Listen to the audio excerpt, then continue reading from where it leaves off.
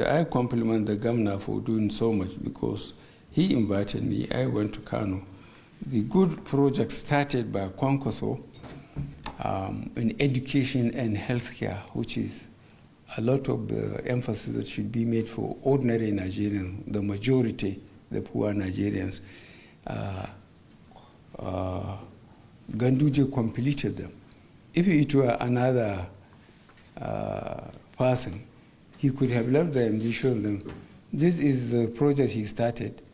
He diverted the balance of the money to go and contest for presidency instead of completing it. But he completed, the project for pacification, and Kano ordinary people are enjoying the benefit.